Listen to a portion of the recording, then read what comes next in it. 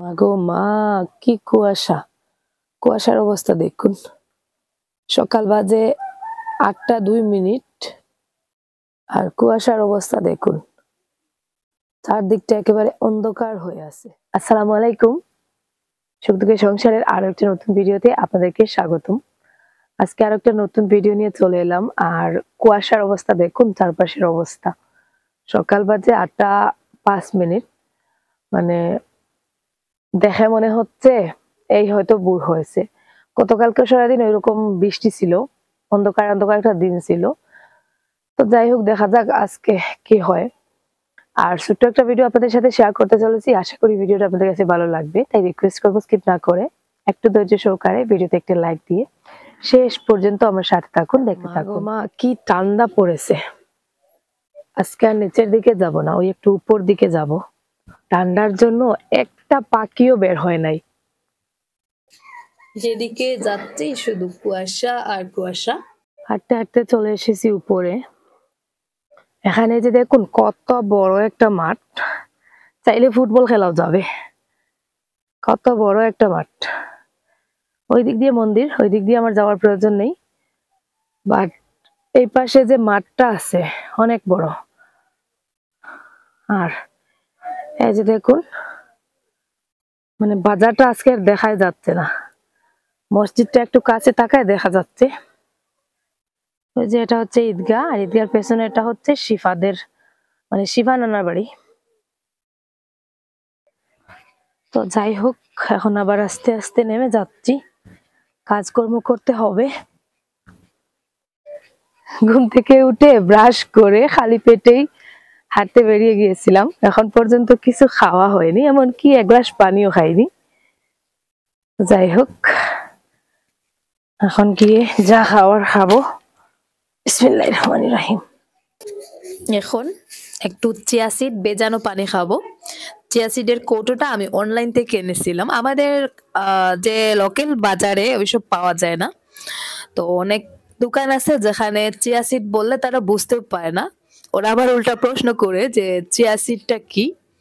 তো জন্য আমি অনলাইন থেকে এনেছিলাম, আবারও একটা অর্ডার করতে হবে, ওটা শেষ হয়ে গেছে। আর এটা খেয়ে আমি অনেকটা উপকার পাই বা পেয়েছি। এদিকে আরিয়ানের বাবা আজকে গিয়েছিলেন বাজারের ওইদিকে, তো উনাকে মাছওয়ালা নাকি জোর করে কিছু মাছ দিয়ে দিয়েছে। তো এসে বলতেছেন আমি আনতে চাইনি, মাছওয়ালা জোর করে দিয়ে দিয়েছে। উনাকে দেখলেই আসলে মাছওয়ালা, সবজিওয়ালা, ফলওয়ালারা জোর করেই দিয়ে দেন, যেহেতু ওরা জানে যে এখানে জোর করে দিয়ে দিলেও মানে উনি টাকার সাথে সাথে দিয়ে দিবেন, টাকার কোনো হেরফের হবে না, জন্য ওনাকে জোর করেই দিয়ে দেয়। তো এখানে জ্যান্ত একটা মাগুর ছিল, এই ছোট মাগুর আর কি।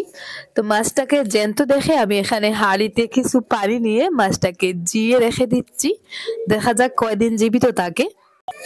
আমার নাস্তার জন্য আমি এখানে এক্সট্রা ভার্জিন অলিভ অয়েল দিয়ে একটা ডিম পোস্ট করে নিচ্ছি। আবারও মানে ডায়েট চার্টটা একটু একটু করে শুরু করেছি।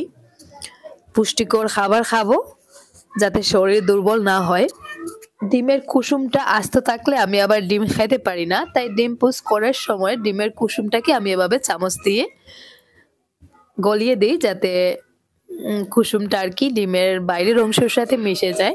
আমার নিজের মুরগিগুলো যেহেতু ডিম দেয়, তাই এখন আর দোকান থেকে ডিম কিনতে হয় না। আজকে 2 দিনে ছোট্ট একটা ভিডিও আপনাদের সাথে শেয়ার করেছি, আশা করি ভিডিওটা আপনাদের কাছে ভালো লাগবে, তাই রিকোয়েস্ট করবো স্কিপ না করে একটু ধৈর্য সহকারে ভিডিওতে একটা লাইক দিয়ে শেষ পর্যন্ত দেখতে থাকুন।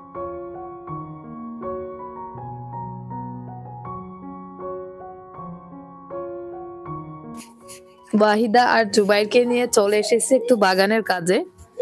টমেটোর গাছগুলোতে সেদিন মাটি উঠিয়ে দিয়েছিলাম, আর গাছগুলো এখন অনেকটা লম্বা হয়ে মাটিতে শুয়ে গেছে। এই মুহূর্তে গাছগুলোতে একটু বাঁশের কঞ্চি মানে পুঁতে দিতে হবে, যাতে গাছগুলো একটু সাপোর্ট পায়।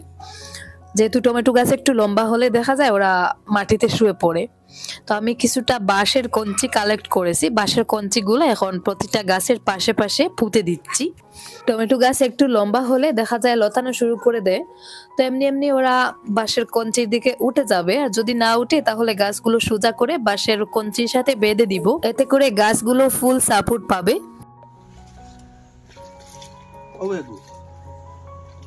ওগুলো হসাইতে দিলা, গাছও লাগাইয়া দে। একটু বালা করে শক্ত করিয়া দিছে রাইয়া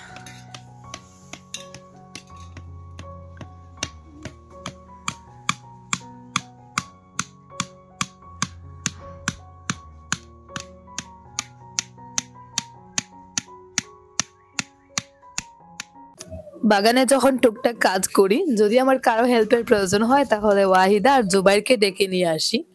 তো এখানে জুবাইর বাঁশের কঞ্চিগুলো পুঁতে দিচ্ছে, আর ওয়াহিদা ওই পাশে কিছুটা জায়গা আমি খালি করে রেখেছিলাম ধনিয়ার বীজ লাগাবো বলে, ওয়াহিদা ওই জায়গাটা কুড়ে নিচ্ছে। তো ও আবার ঘরের কাজের তুলনায় বাইরের কাজগুলো, এই কুড়াকুড়ির কাজগুলোই বেশি পছন্দ করে।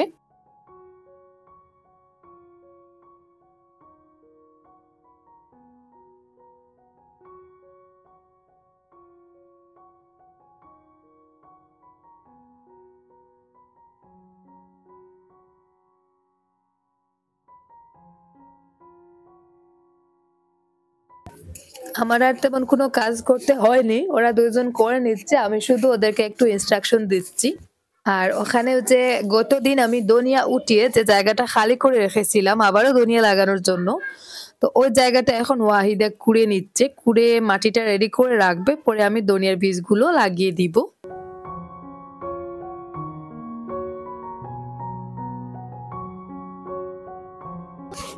ঘরের কাজকর্ম শেষ করে সকালের খাওয়া দাওয়া শেষ হওয়ার পরে আমি এখন আবারও চলে এসেছি ওয়াহিদাকে নিয়ে একটু কাজে, মানে সকালে ওয়াহিদা যে অর্ধেক কাজটা করে রেখেছিল সেই কাজটা আমি এখন ফুলফিল করব। ওয়াহিদা শুধু জায়গাটা কুড়ে রেখে গিয়েছিল, আমি এখন মাটিটা একটু বীজ লাগানোর জন্য আর কি রেডি করে নিচ্ছি। মাটিটা একটু জোর জোরে করে তারপরে যে ধনিয়ার বীজও নিয়ে এসেছি, ধনিয়ার বীজগুলো আবারও লাগিয়ে দিব। ওয়াহিদা, শিফা, আরিয়ান তিনজনের মধ্যে আজকে কেউ স্কুলে যায়নি, তার পেছনে একটা কারণ আছে, আমি একটু পরে আপনাদেরকে বলতেছি। তো ওরা যেহেতু গড়ে আছে তাই আমি ওয়াহিদাকে নিয়ে এলাম। ওয়াহিদা আমার সাথে সাথে কাজগুলো করবে, তাড়াতাড়ি কাজটা করে নিব।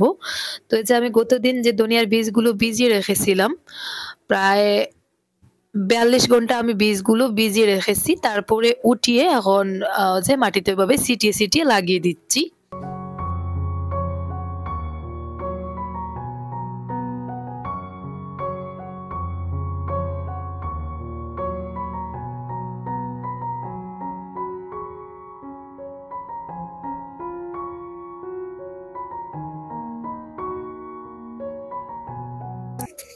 এই যে দেখুন একটু ঘন করে বীজগুলো লাগালাম, জায়গাও মোটামুটি একটু বেশি ছিল, বীজও একটু বেশি ছিল। তো বীজ লাগানো হয়ে গেছে, এখন আমি গোবর আর মাটি, মানে শুকনো গোবর সার আর মাটি দুইটা একসাথে মিশিয়ে নিয়েছি, আর ওই মাটিটা দিয়ে এখন এভাবে ছিটিয়ে ছিটিয়ে বীজগুলো ডেকে দিচ্ছি। গোবর সার এবং মাটি দিয়ে বীজগুলো ডেকে তারপরে হালকা করে পানি ছিটিয়ে দিয়ে কলাপাতা দিয়ে 2-3 দিনের জন্য আমি ঢাকনা দিয়ে রেখে দিব, এতে করে বীজগুলো থেকে খুব তাড়াতাড়ি অঙ্কুর বের হবে।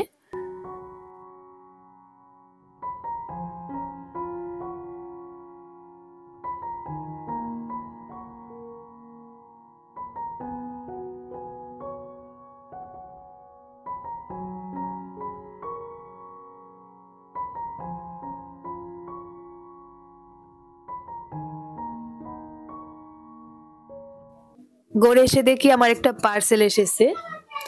আমি অনলাইনে একটা শাড়ি অর্ডার করেছিলাম আর আরো একটা ড্রেস অর্ডার করেছিলাম, এই যে আরিয়ানের সাইজেরই আর কি একটা ড্রেস অর্ডার করেছিলাম। তো এই যে হচ্ছে ওই ড্রেসটা মোটামুটি সুন্দর ছিল, বাট সাইজটা আমার কাছে একটু ছোট মনে হচ্ছে। তো অনলাইনে আসলে কাপড় চোপড় ভালো পাওয়া যায় আর দামটা আমার কাছে একটু কম মনে হয় দোকানের তুলনায়। আমি বেশিরভাগ জিনিস অনলাইন থেকেই আনি, আর বাড়িতে বসে তুমি হাজারবার মানে খুঁজে খুঁজে দেখে একটা অর্ডার করা যায়, এটাই হচ্ছে অনলাইন থেকে জিনিস কেনার একটা সুবিধা। আর এই হচ্ছে শাড়িটা, তো শাড়িটা আমার কাছে বেশ ভালো লেগেছে, তাঁতের শাড়ি। শাড়িটার কালারটা অনেক সুন্দর, আসলে ক্যামেরা এভাবে বোঝা যাচ্ছে না, আর শাড়িটা অনেক সফট।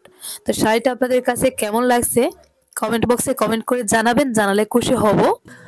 আর ওই যে ড্রেসের কালারটা আমার কাছে ভালোই লেগেছিল, তো ওর জন্য আনা। তো জানি না ড্রেসটা হয়তো রাখবো না, ভাবতেছি রিটার্ন করে দিব, কারণ যে সাইজ আমি অর্ডার করেছিলাম তার থেকে একটু ছোট দিয়েছে।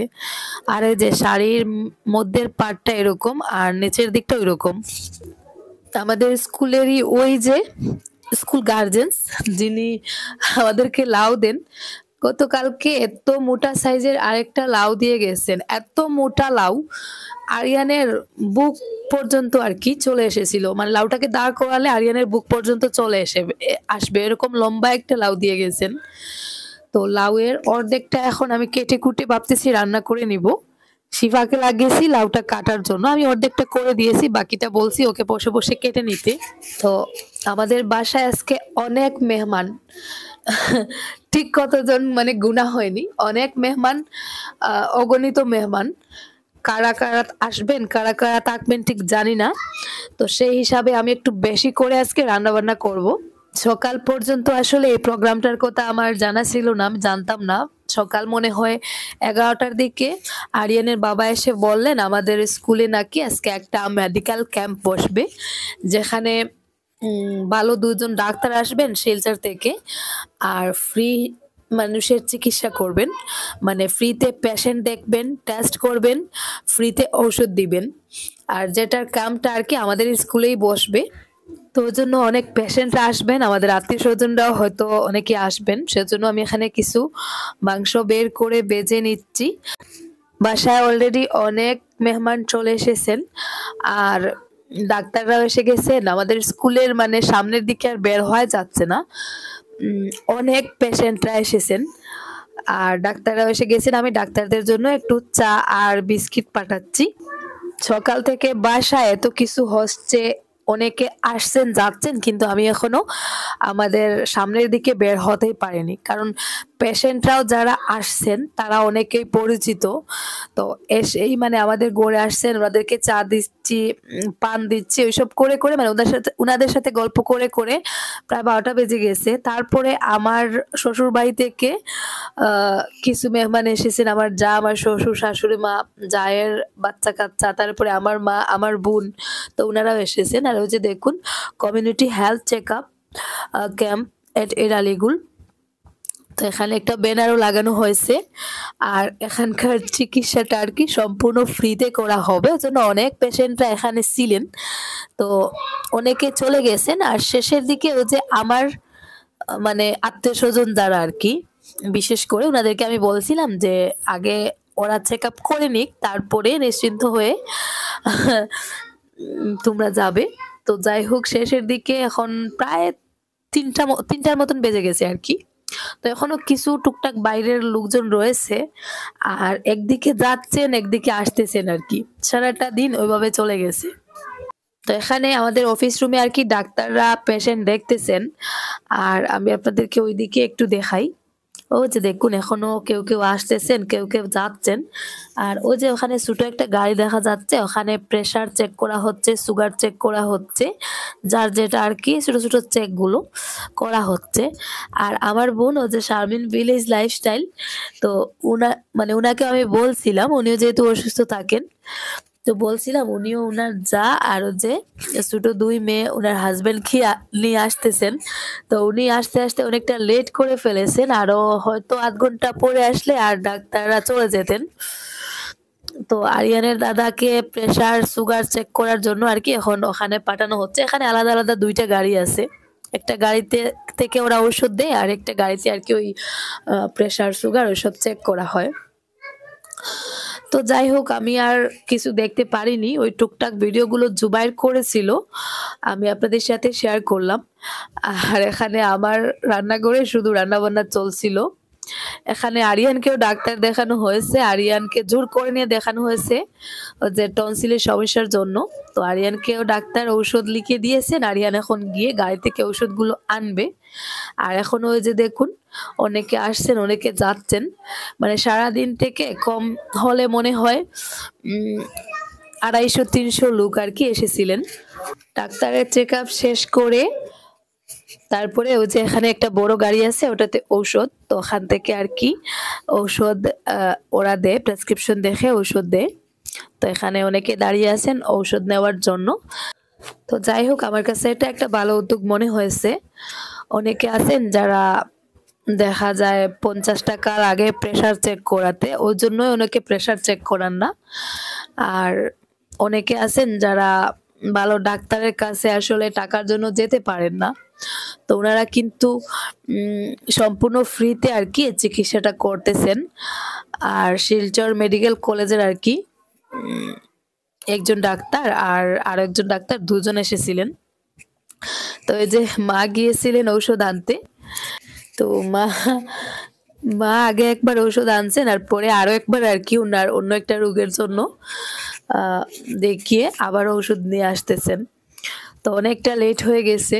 সারা দিন ধরে আমি এত দৌড়ের উপরে ছিলাম, আসলে গুছিয়ে ভিডিও করতে পারিনি। জুবাই টুকটাক যেটুকু ভিডিও করলো আপনাদের সাথে শেয়ার করলাম। সকাল থেকে মানে পেশেন্ট হিসাবে যারা আসতেছে প্রথমে আমার ঘরে আসতেছে, কেউ কাউকে চা দিতে হচ্ছে, কাউকে পান দিতে হচ্ছে, কারোর সাথে বসে গল্প করতে হচ্ছে, তারপরে আমাদের মেহমানরা। তো সবকিছু নিয়ে মোটামুটি ব্যস্ত, খুব ব্যস্ত একটা দিন কেটে গেল। আর ফাইনালি 3:30টার দিকে আমার রান্না বান্না দেখুন এখনো চলতেছে, হয়তো খাবার খেতে খেতে আরো লেট হয়ে যাবে। তো এই যে দেখুন এখন আমার শ্বশুর শাশুড়ি মা মা তারপরে আমার বোনের হাজবেন্ড আরিয়ানের বাবা সবাই বসে বসে এখন খাবার খাচ্ছেন। আর আজকের মতো এ পর্যন্ত। সবাই ভালো থাকুন, সুস্থ থাকুন, আল্লাহ হাফিজ, আসসালামু আলাইকুম।